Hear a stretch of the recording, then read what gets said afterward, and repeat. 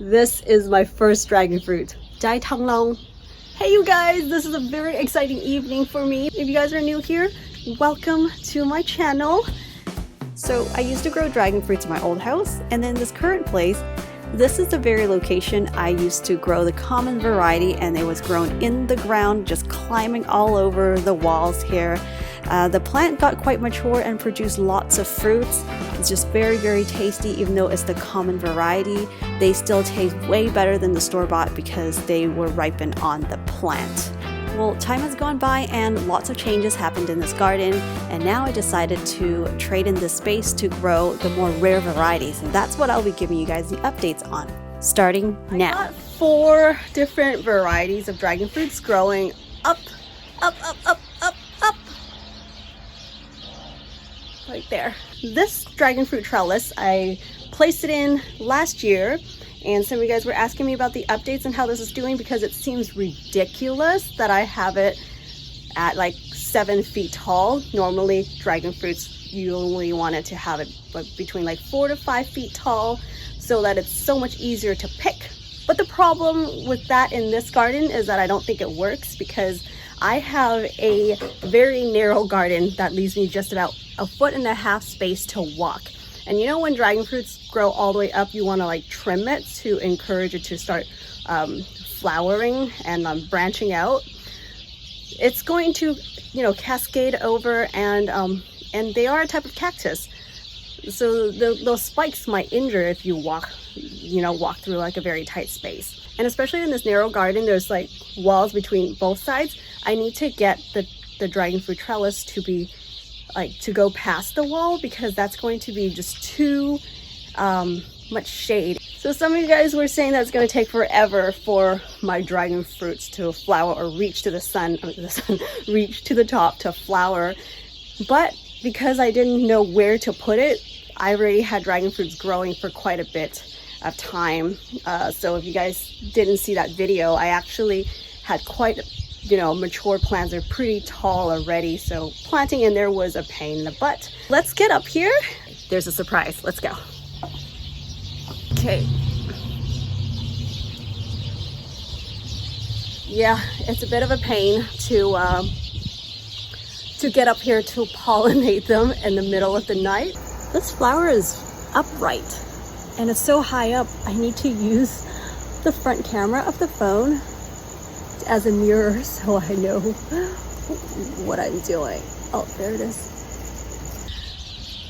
This is how it is in a tiny garden. I think I need to back up just a little bit. Let's try this again. This is my very first dragon fruit. Oh, I'm so excited. Okay, let me get down for a minute. The dog keeps barking. When growing dragon fruits, what you normally do is that you train just like a stem to go all the way up, just straight up to the top of the trellis.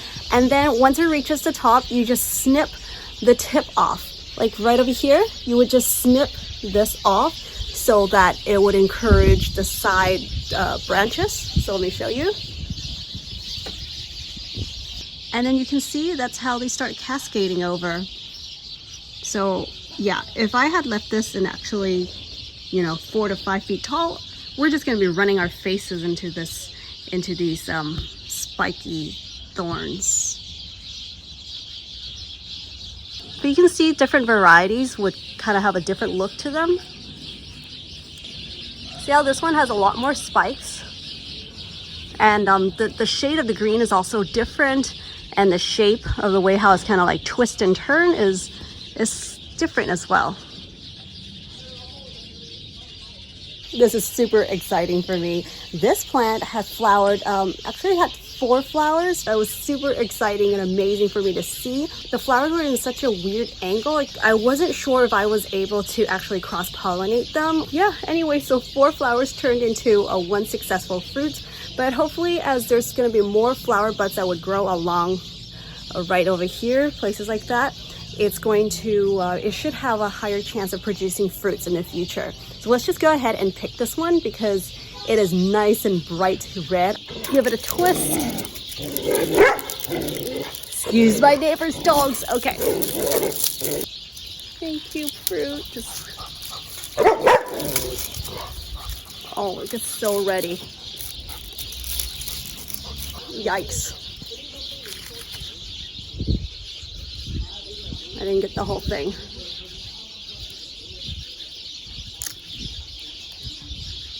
Yeah.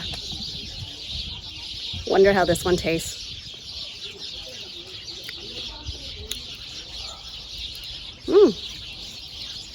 Had the dragon fruit flavor, but not sweet. It has a really interesting, little bit slimy, smooth texture, a little chewy. It's nice. It's got some aphids growing on it. It's actually pretty common that I see the issues with dragon fruits that even the ones I grew in the past. But there it is. This is my very first dragon fruit from this plant and on this trellis. I just gave this a wash. This is a flower that's been dried up. Normally, if you have the fresh flowers, like just a few days after the flower has closed, you can remove that and dry it and save it for tea.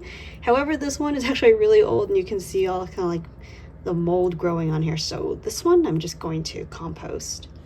Okay, I'm gonna chill this in the fridge and we'll try it out tomorrow. It is now the next day. I've chilled it in the refrigerator.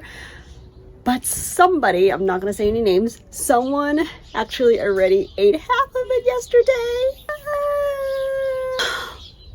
I couldn't believe it. I couldn't believe it. Oh, but at least there's half for me. Generally with dragon fruits, the fruit would start tasting better as the plant matures. So this is like the first time it's ever fruited and it didn't get cross-pollinated. That's probably why this fruit is quite small. Anyhow, this is a very young plant and I'm very grateful that it did fruit it for me this year, especially when I was so determined to get some sort of fruit. So as soon as it got up to the top part, I just snipped that off, snipped the tip off so that I can encourage like that side growth, and also that would start encouraging the buds to come, just like this other one. Let me just show you guys really quickly this beautiful cactus berry called gooseberry. More info on this beauty in the future episode. But yeah, on this plant, as soon as I started snipping off the tips of it, it was really encouraging the blooms. Anyhow, let's try this one. Now this one, I think my buddy said that it was supposed to be a yellow, but turns out it is not. But this is not the common white. He said that this one's supposed to have lots of blooms, so it's very easy to fruit, and the fruits are sweeter than the regular white kind. A while back, I posted a video about eating and picking dragon fruits, and sometimes there were comments talking about how I was like overreacting and how tasty it was. I would say I'm quite an enthusiastic person in general, but the white dragon fruits, the thing about these fruits, guys, is that if you want a quality one, you absolutely have to grow your own or know someone that grows them, because it's the kind of fruits that once you pick it, it would stop developing that sugar once it's off the vine or off the plants. And that's why a lot of times when you try the white ones at the stores, they're picked so early, they might eventually turn red, like the color of the skin would turn like really pink red, but it doesn't mean that the sugar has continued to develop. And that's why it is usually pretty disappointing when you purchase them at the stores and then you try that and you say, oh, it doesn't taste like anything. Whereas seeing me on camera and I'm like, wow, I grew this and it's so delicious, and it just doesn't sound convincing, so you just really gotta grow your own. I'm not gonna be expecting too much out of this, since this is the very first time this plant has fruited, and I'm already very grateful for that.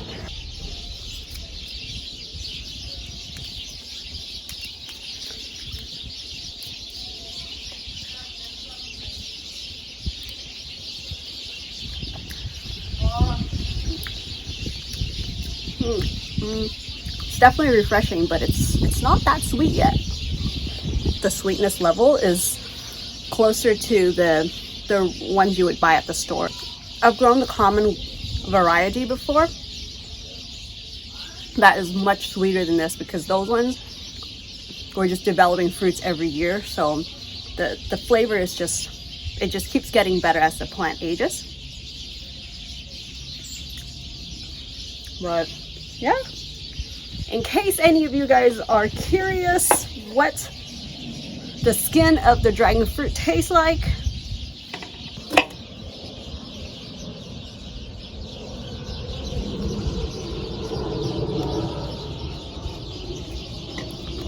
here's a little green part.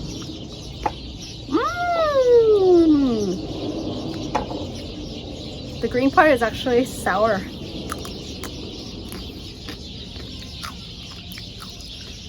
Guys, hear that crunch? Wow. I mean, it's not as slimy as the cactus. Those cactus pads that you have in like tacos. But I mean, this is part of the cactus family. It's very mild, very neutral, just has a really good bite to it. Good texture. Since the fruit is a bit small, I can just eat more of this and it'll make up for it. You know what? I think you can pickle this very quickly, like maybe just 15 minutes or 20 minutes before you serve this in a salad or a dish, or even chop this up and put in your tacos or something, or some sort of wrap. I think it'd be kind of cool. And here's my little disclaimer. I think I'm just kind of adventurous and I like trying new things, but I don't know if you can eat this. I think it's okay, but I'm just taking the chance myself. This is like very lemony right here, this green part. Yeah, so I'm really looking forward to more blooms in the future, especially in the different varieties that are growing all in this pot. Yeah, I hope you guys enjoyed this dragon fruit, 7 feet tall dragon fruit trellis update. If you guys missed out on the episodes where how I put this together, I built this trellis and all that, I'll put those videos for you to go check out. Be sure to subscribe to this channel and like the video if you want to see more of these sort of content. And if you're looking for plant seeds to add to your garden collection, be sure to go check out my website. I will put all that information, the links just below this video. Thank you guys. I will see you right back here in the next one. Bye.